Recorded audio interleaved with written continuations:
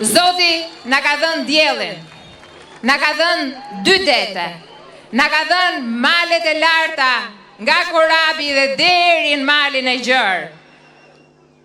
Na ka dhënë fushat pjellore, kodrat, ekorijet, na ka dhënë gjithçka. Na ka dhënë mendjen e fortë, na ka dhënë zemrën e pamposhtur, na ka dhënë gjithçka Zoti ne. Por ne nuk kemi vetëm diçka. Ne nuk kemi më kohë. Nuk kemi më kohë për të humbur. Koha për ne është e çmuar, është flori. Nuk kanë më kohë për të humbur shqiptarët, nuk kanë kohë për të humbur të rinj, të rejat, fëmijët, burrat, gratë, dhe mbi të gjitha nuk kanë kohë për të humbur pensionistët tanë, të cilët e kanë mbështetur Edi Ramën gjithmonë. Dhe në mandatin e 4 do të jetë një mandat ku në fokus do të jenë ata, pensionet e tyre, për t'i dhënë dinjitet çdo shqiptari, çdo pensionisti. Dinjitet. Krenari kombëtare. 2 fjalë shumë të rëndësishme që vetëm Edi Rama dhe vetëm Partia Socialiste i ka dhënë këtij vendi. Dhe jo vetëm shqiptarëve që jetojnë këtu, po dhe shqiptarëve në diasporë.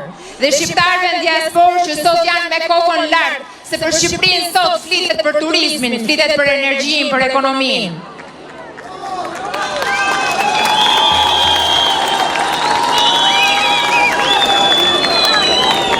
Ashtu si kemi bërë në të gjithë këto muaj, ashtu dhe në datë 11 maj të gjithë së bashku, shtu si që jeni sot, duke trokitur në çdo derë dhe duke telefonuar këto që ju njihni, duhet shkojnë drejt kutive të votimit. Duhet shkojnë drejt kutive të votimit për të ardhmen e fëmijëve tanë. Duhet shkojnë drejt kutive të votimit për Shqipërinë europiane, për pasaportën europiane, sepse ne jemi europianë. Ne kemi lindur në zemër të Europës. Ne kemi lindur dhe jemi rritur këmbë kryq në mesdhe. Dhe kjo është një drejtë që kemi nga Zoti, jemi një popull autokton, nuk kemi ardhur nga askund, kemi lindur këtu. Kërkojmë të certifikohemi. Kërkojmë të certifikohemi përmes një pasaporte, kërkojmë të ulemi në tryezë, ashtu siç e thotë kënga e Nojzit, si Zot shtëpie. I kërkojmë gjithë ato se na takon, se kemi bërë një rrugtim të gjatë, një rrugtim pothuajse një shekull për të arritur këtu sot. Dhe Edi Rama ka 2013 në një marrëveshje me popullin shqiptar ka bërë gjithçka, të gjitha ato detyra shtëpie që do të na çojnë në ditën e certifikimit evropian, në ditën për marrë pasaportën europiane.